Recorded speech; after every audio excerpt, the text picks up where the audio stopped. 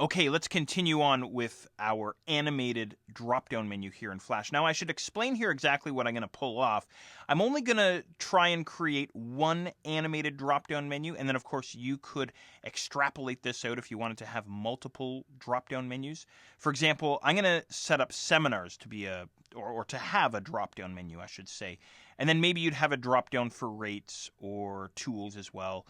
Maybe blogs you wouldn't, or contact us. Maybe that would just connect directly to another page, right? But some of these other menu items would have drop-down menus. So I'm only going to create one here with you, and then you can, of course, build as many as you want here. So let's keep going here. Now, the next thing that I want to do is I want to insert some stop actions inside the first and last frames of the actions and labels layer there up at the top of the timeline. So let's do the first guy here. Drop your cursor into the first frame of actions and labels. I'm just going to do this through the actions panel. So window and then actions, and then I'm just going to key in a stop here. So type out stop, open parentheses, close parentheses, followed by a semicolon. And I'm just going to take all that. I'm going to select it all and copy it. And then I'll click inside the last frame of actions and labels, frame 10 there, and simply paste in my stop there, just to save a little bit of typing there. Okay, good. Let's close out of our actions panel for now. Now, the next thing that I want to do is I want to apply a frame label to the second frame inside actions and labels. And I have to insert a blank keyframe in order to pull this off, right? So again, just F6 there on your keyboard will give you a blank keyframe. Make sure that that blank keyframe is selected. And then over inside your properties panel, we have label and name. So we want to add a frame label into this frame here. And the label that I'm going to use is simply down1. Now, I'm using a lowercase d for down. So make sure to follow exactly what I'm doing here. So down1, perfect. Okay, we're getting there. The next thing that I want to do is I want to apply an instance name to the seminars button. So again, the seminars is the only animated drop-down menu that I'm creating at this point. So I'm going to grab this guy here. Now check this out. Over inside the properties panel, I actually can't give this guy an instance name because he's still set to a graphic in terms of his behavior. If I flip into the library, sure, we converted all these guys to button symbols. I'm sure you remember that.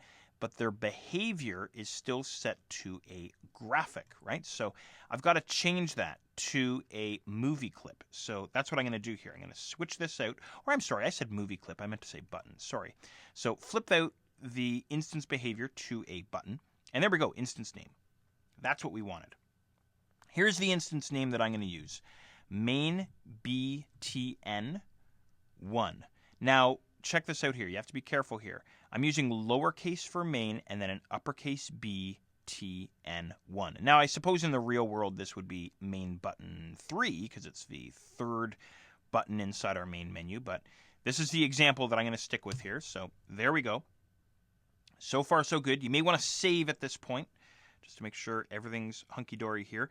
Now, the next thing that we want to do is we want to insert some ActionScript into the first frame of the script layer. And by the way, I probably should have mentioned this already, but this is all using ActionScript 3 in case you were wondering. So to save us some time here hand coding out all of our ActionScript, I actually already have the ActionScript ready to roll for us. So what you may want to do at this point is minimize Flash, go into your project files folder, and look for a file called script-mainmenu.txt. Go ahead and pop him open. I've already got him open here inside TextEdit on the Mac, and this is what he looks like. So go ahead and pop him open. All I want you to do is select all of that ActionScript code and copy it, flip back over to Flash, okay? Now double check, you should be inside the first frame of the script layer, right? That's where we want to drop in this code. So I'm going to now head to the window menu and then down to actions, and I'm going to paste in my ActionScript. Perfect, wonderful. Okay, let's close out of actions and let's save up our Flash layout.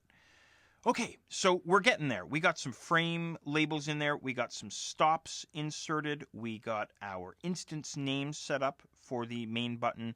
And we also got our main action script pasted in there for the script layer as well. So we're getting there. But I think what I'm going to do is, again, I'm going to pause things here. You may want to take a moment and double check your work. Make sure you're at the same spot that I'm at. And then we will attempt anyway to finish off our menu in the next exercise.